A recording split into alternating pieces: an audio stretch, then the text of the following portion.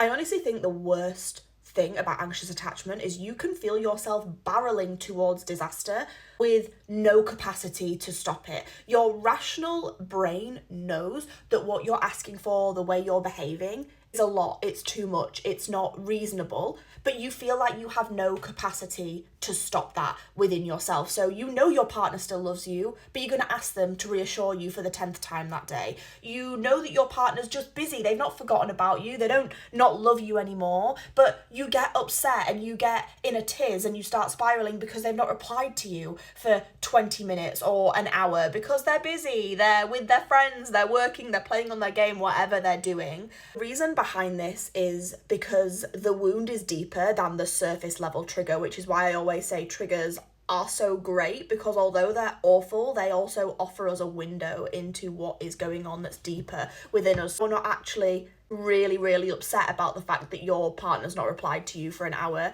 You fear abandonment and you're worried they're not going to come back or they're going to abandon you. You worry that you're hard to love and so therefore people are going to withdraw from you. These are like the deeper core abandonment wounds that you believe, which cause you to exhibit anxious attachment behaviors. And once you identify those and start working to heal them, that's when you can really gain a control and a grip on the anxious attachment behaviors.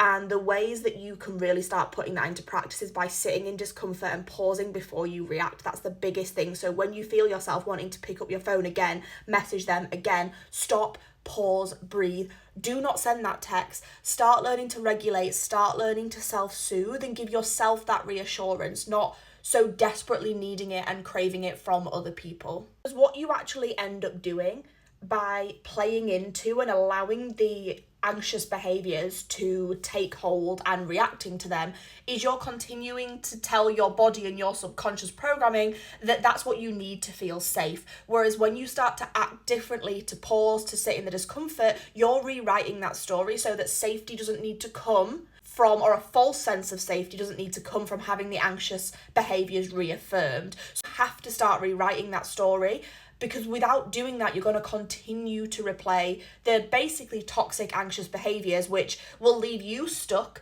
in a really uncomfortable cycle and unfortunately can often lead to driving away partners, because taking that on is a lot. Having to reassure someone you still love them 10 times a day and them getting annoyed at you if you don't reply within 20 minutes is a lot for a partner to take on. So before you sabotage yourself or your relationship, stop, pause, think, don't react, and learn how to self-soothe.